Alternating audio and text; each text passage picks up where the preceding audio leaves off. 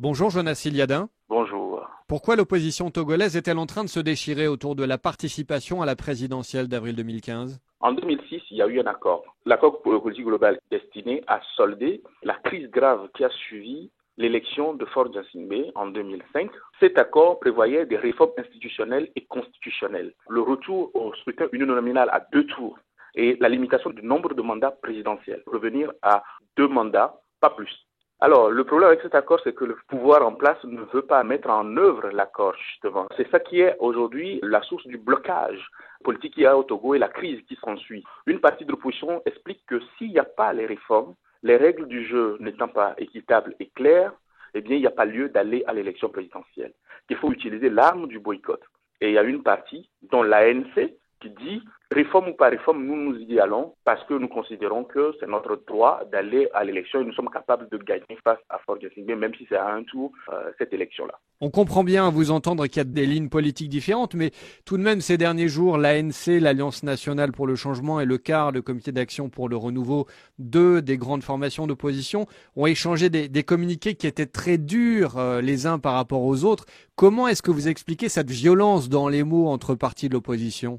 Ça, c'est un problème qui est togolais, lié à l'opposition depuis sa genèse.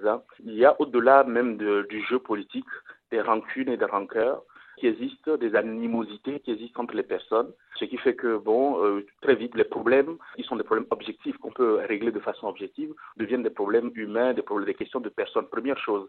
Deuxième chose, c'est qu'il y a une partie de l'opposition qui utilise la méthode de l'intimidation. Le problème, c'est que c'est pas que dans les mots seulement que les rapports sont durs. On peut avoir des actes de violence entre les militants de l'opposition. Le secrétaire général du CAR, le monsieur Apévon, a failli être molesté ce week-end aussi parce que justement, il n'a pas la même position que l'ANC et les gens sont allés lui demander pourquoi il n'était pas de la même position que l'ANC. Comprenez d'où viennent ces gens-là. Même Gilles Christ Olympio, la dernière fois, l'opposant dit historique au président Yadema, même Gilles Christ Olympio a fait l'objet de voix de fait lors d'un meeting par des militants justement qui lui reprochaient d'être très proche du pouvoir, un certain nombre de choses comme ça. Qu'est-ce qui est en jeu selon vous pour l'opposition? Est-ce que l'opposition pense qu'elle peut l'emporter dans cette élection et que c'est pour cela que les enjeux sont si lourds? Ou alors est-ce que tout cela, en fait, c'est du positionnement politique? Il s'agit d'apparaître comme le pivot de l'opposition? C'est plutôt la deuxième solution. Il s'agit plus du leadership au sein de l'opposition. En réalité, ce qui se passe, c'est une forme de positionnement en prenant le peuple à témoin. L'idée derrière, c'est que lors des prochaines élections législatives qui se tiendront en 2018, on puisse assister à une redistribution des cartes pour se repositionner en tête de file de l'opposition. C'est ça le vrai enjeu. Il y a un deuxième enjeu très important aussi, c'est que, au pire des cas, le président actuel est réélu. Et dans tous les cas, il est obligé de passer par un accord, un partage de gouvernement.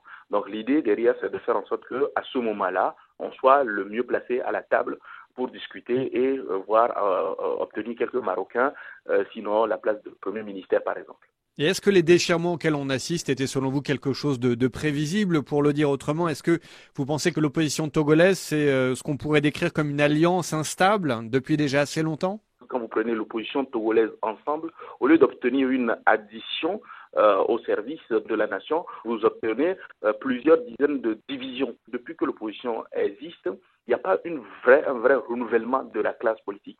C'est des gens qui se connaissent depuis, qui ont fait leur lycée, qui ont travaillé ensemble et qui ont des problèmes les uns avec les autres. Les animosités se sont empilées, se sont sédimentées et aujourd'hui on en est à une étape où on ne sait plus prendre du recul, on ne sait même pas d'où vient le problème, mais on ne s'aime pas, on ne veut pas voir celui-là.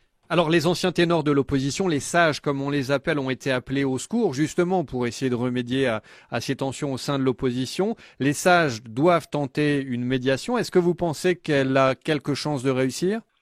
Non, parce que le problème, c'est que même ces sages-là ont des précédents, ont créé des précédents qui les décrédibilisent à la fois aux yeux de la population, mais aussi aux yeux de ceux qu'ils veulent aujourd'hui réconcilier.